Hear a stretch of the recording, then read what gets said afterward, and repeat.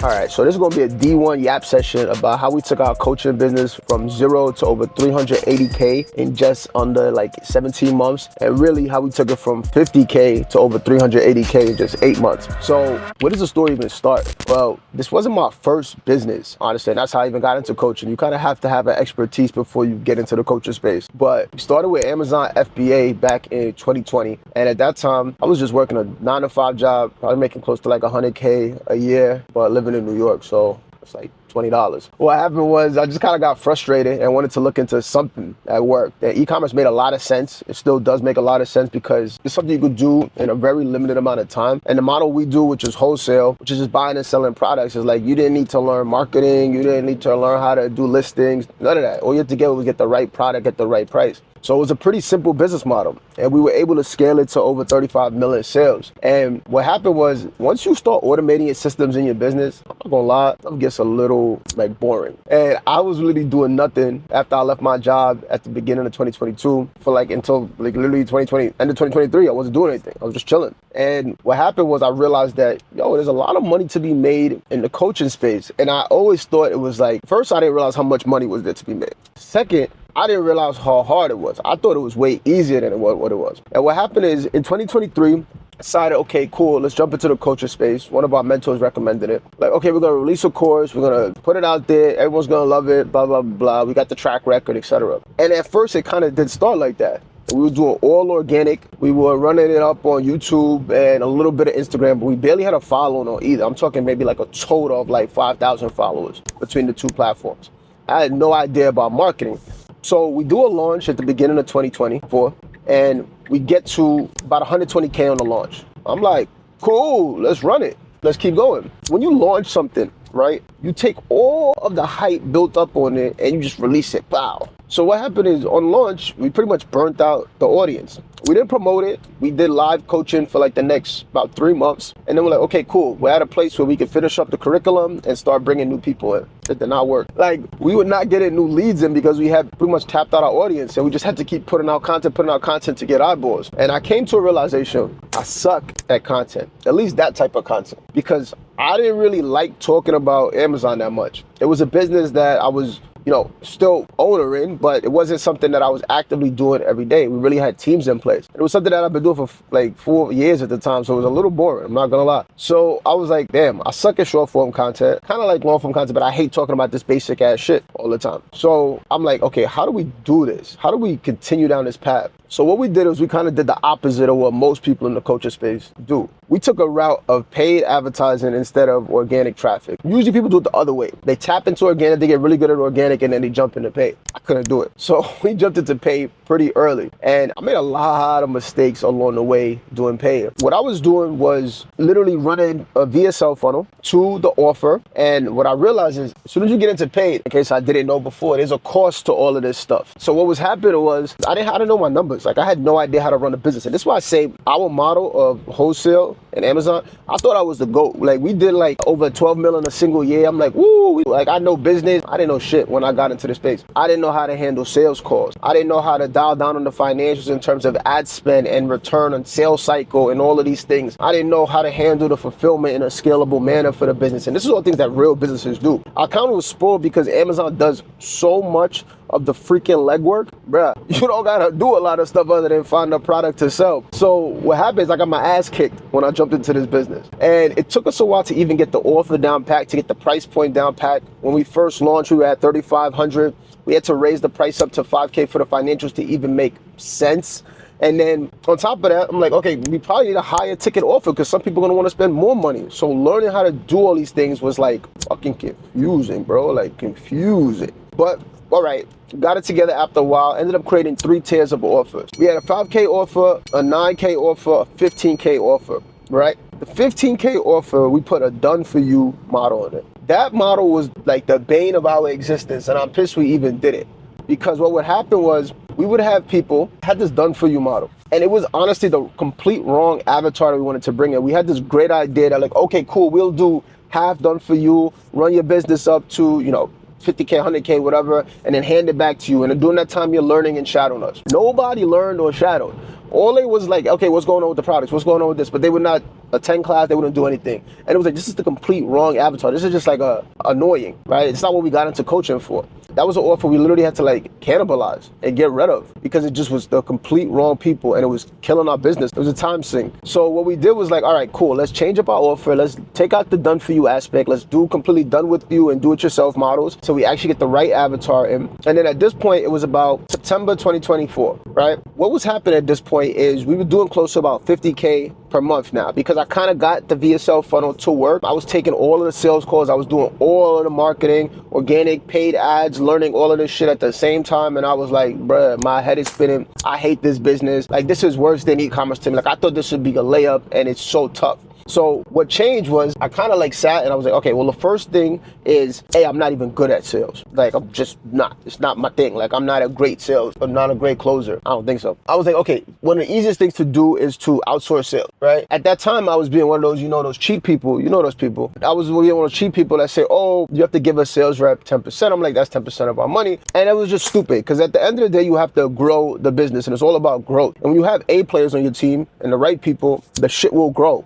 So when we were doing 50K a month, we were spending about 12 to 15K on ads. So we had like a decent ROAS, right? About 4x ROAS, which was good. So I was like, okay, let's push the button a little bit. Let's start scaling up the ad spend a little bit. Let's get some closes in here so we have more call slots and let's go. So that's what we did. One sales rep who actually introduced us to another company that could help us with sales. And it honestly worked phenomenal at the first. We would end up scaling from a 50K to 100K within a month. Like, just flipped it, boom, double the business in a month. I'm like, oh shit. And I was working less hours. I was still on sales calls, but not nearly as much. So I'm like, oh, all right, this might be it. This might be it right here. So what happened was that worked for a little bit. And the thing about when you run paid ads, you are going to hit a bottleneck no matter what as you scale. Your profitability will decrease. You will need to try new things and you got to be okay with that. So we almost like tapped out on the VSL funnel where we got it to around 120, sometimes about a 140 a month. But what was happening was our show rate was dropping. We had more reps handling stuff. I had a sales team that honestly was sometimes not performing. Close rate was dropping, all of this shit. I'm like, okay, cool. We can fix this VSL funnel. But the thing about that was we have an Amazon FBA offer. It's not the sexiest offer in the market, but it's literally been around since my grandma.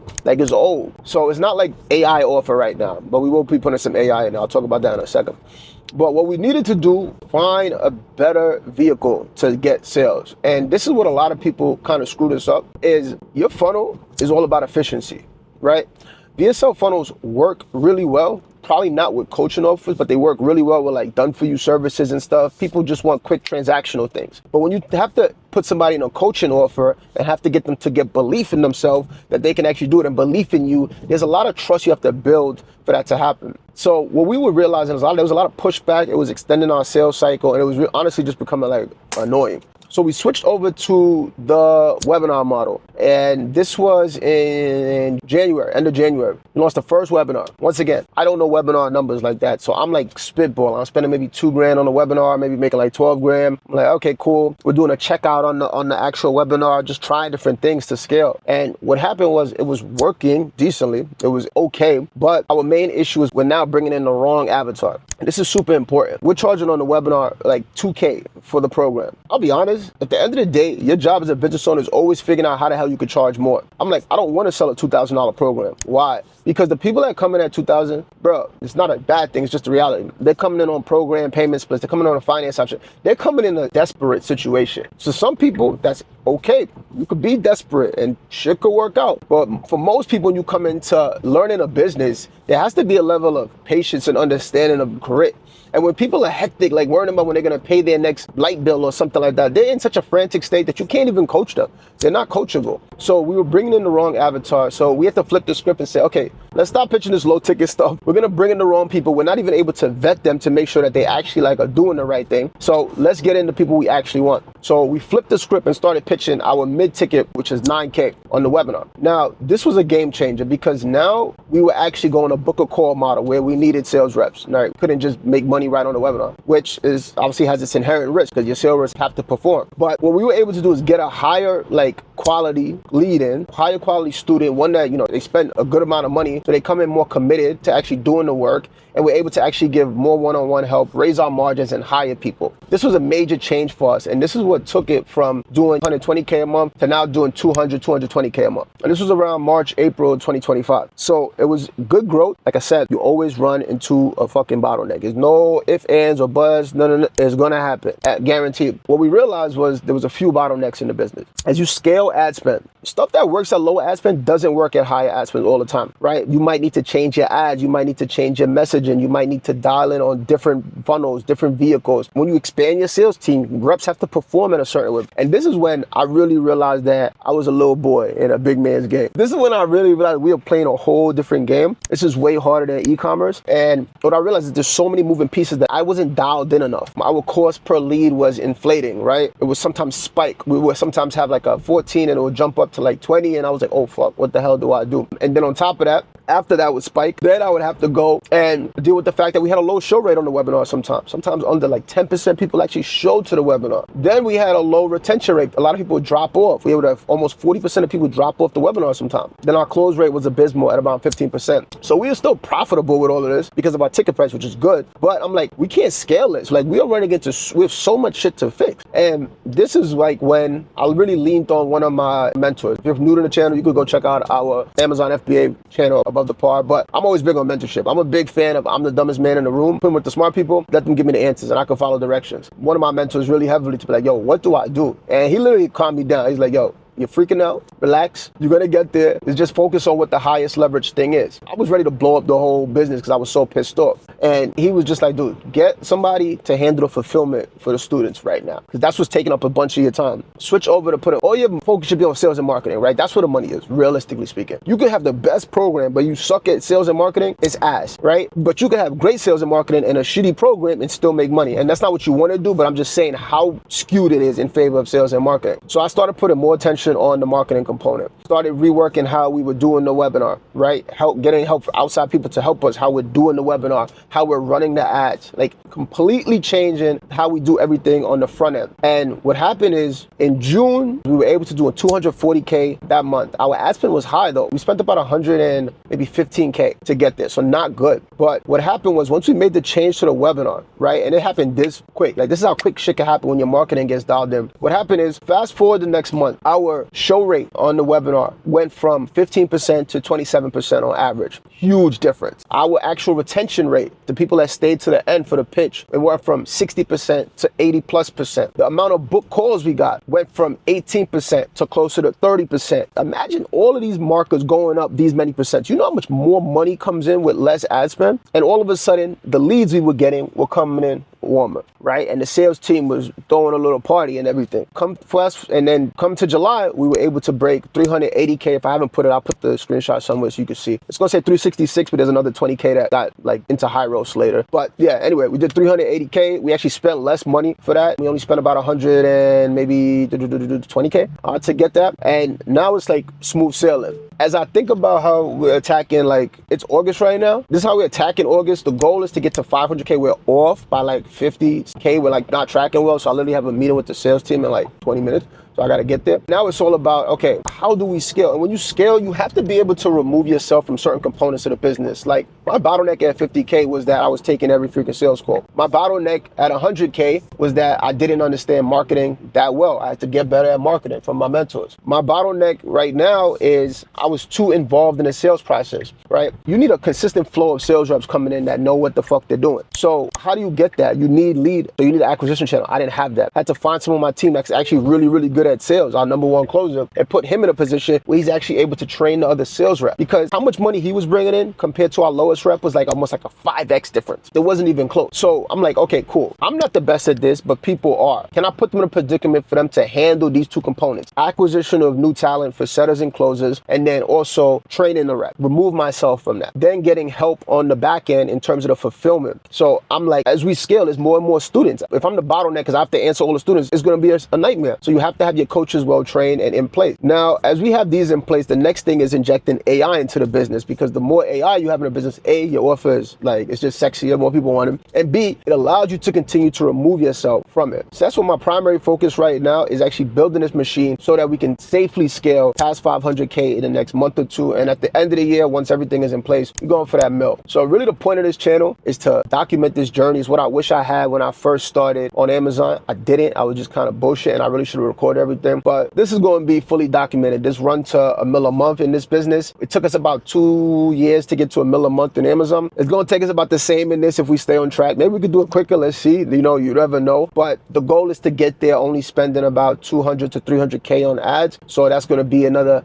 you know, 750 to 700K a month in profit, gross profit. Obviously, you got to pay at your sales team or your staff and everything. But this business is fun, man. For any of you coaches out there that are doing like, you know, 50K or less, and you're looking to get to like 100K or more, I'm telling you, go learn paid ads. Go learn it. Like, don't fully rely on your organic channels, especially in the mentorship program I'm in, is that you see a lot of people who, they do okay on organic. Like, they'll have fucking like 200,000 followers. They're doing like 100K a month, right? And I'm gonna just be real. Like, you gotta dance on camera all the time for that money. You gotta go put out new reels, storytelling, emotional shit. If you're in a B2C or forever, you gotta continuously put out YouTube videos, which is A-okay. You gotta do this stuff kind of regardless. You do, but not at the same frequency. In July, straight up, you can check social media. I put out 0 YouTube videos and 1 Instagram reel, and that was our highest revenue and most profitable month. 0 YouTube, 1 Instagram reel, whole month. What else was I focused on? The business. So when you have to focus on content and the business and all these other things, right, it's gonna burn you out as a business owner. So you have to make sure you have the right pieces in place. And one of the best pieces, I think, is paid ads, because of the longevity of how long that it can run without you needing to run around and make sure you put out content. If you don't have new leads coming in. On top of that, it builds a lot of consistency and reliable revenue in the business. Like, you won't see a ton of people who are that good on organic traffic who are doing like 400, 600K per month consistently. That's like the top percentage. But when it comes to paid ads, you can get a lot of people that do that. I know a guy who's like almost same offer as me, less followers. He's doing about like a little over 400K a month because his shit is that dialed in. So it's like, at the end of the day, just make sure you're doing something that's scalable for your business. Build the right team so that you could kind of pull back and focus on the most important thing, which is going to be from the mountaintop, seeing what moves to make, and B, content, right? Everything else can be outsourced. Content cannot freaking be outsourced. Always understand that, right? Nobody's gonna do your content, not no fucking AI dancing, none of that shit. But yeah, this was just a pretty long freaking yap session, but I just wanted to introduce everybody to the channel. It's gonna be fun run. If you're one of these coaches that are stuck under 100K per month and you're looking for help actually scaling past it, and you're looking to pretty much replicate the system that we use to do it within like, you know, fucking 7 months, 4x the business growth, just let me know. I'm gonna leave a link down below. You feel free to schedule a call. We have a few different offers that we're running right now that we're helping coaches do up. So we're probably gonna pull on like maybe 2 to 3 clients and really scale their offer up and document that too. So look, I hope this was super helpful. Have a great day, and I'll see you in the next video. Peace.